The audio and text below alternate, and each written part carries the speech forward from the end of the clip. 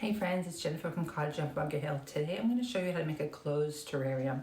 I know they can sound a little intimidating, but they're not. I'm going to show you a no-fail method. We're going to use this gorgeous glass terrarium, and I'm going to walk you through every single step from the essentials of layering to even the perfect plants to choose. It's going to be great, so let's get into it. The bottom layer of any terrarium needs to be gravel, any kind of gravel. I'm using some neutral colored small gravel. This is going to provide the drainage layer for your plants. Since there aren't holes in your terrarium, well, we hope not since it's glass, you want the water to drain somewhere so the plants don't get yucky. One note of caution, the terrarium I'm using is fairly thin, so you're going to want to be careful when you're putting the rocks in. You don't want to break your glass. And also when you're making a terrarium, we're going to be very careful as we do the different layers. We want this to be very neat looking when we're done. The next layer is going to be activated charcoal. This is what they use in fish tanks to keep them bacteria free and fresh. It's also going to do the same for a closed terrarium environment. And it's also another layer of drainage. A little unconventional, but I'm using a potato masher to tamp down the charcoal. At this point we have the layer of pebbles, the layer of charcoal, and now the next is a barrier layer, which is going to prevent the potting soil from running down into the rocks. Normally use some sort of moss. I'm actually going to do a couple things. I'm going to put moss layer down, and then I have this pretty orchid bark.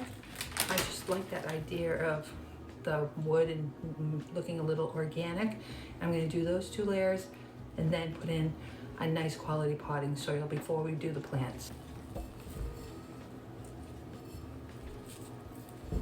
Now a layer of the orchid potting mix, which is really just, it's a bark and it has some charcoal and perlite in it, but it's really pretty.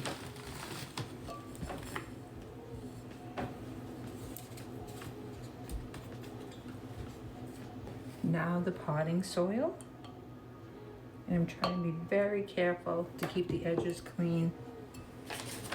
We need a generous layer of potting soil because we need room for the plants to grow and for their roots. I watched an old Martha Stewart Living. They're on Roku channel for free. You can download it on your Fire or your smart TV. And she made all these cool terrarium tools. Hers were much better than mine, but I just have like a really chintzy little fork, and I bent the tines and I cut a piece of bamboo, and I actually have duct tape under this holding it, and then I use some floral tape over it. Not as pretty as Martha's, but it still works.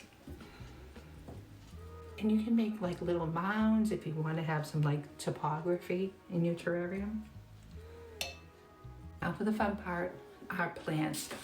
Not all plants love the humidity of a closed terrarium. When we make an open terrarium, we have a lot more choices for plants. So some things to look for. They're actually pretty easy to find. I found all of these at Lowe's.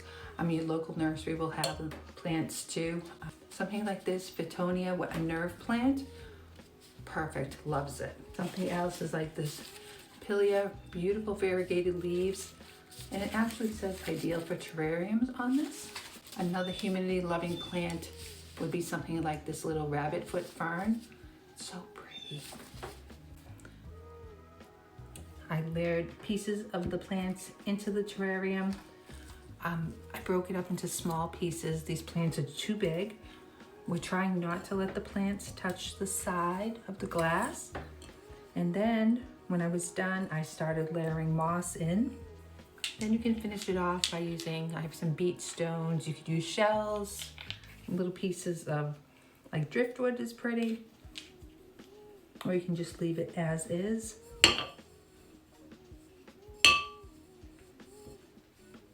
Make sure you're going to mist everything to keep the moisture in.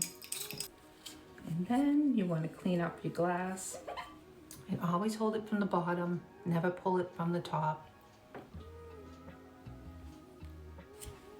You want to keep this in bright light, indirect light. You do not want the sun directly on this because it'll act like a magnifying glass and fry your little plants. All right, here is the finished terrarium. I loved this project. Look at how cute it is. Especially on these cold winter days, it's like having a little mini forest in your house. I hope you try it. If you do, let me know. I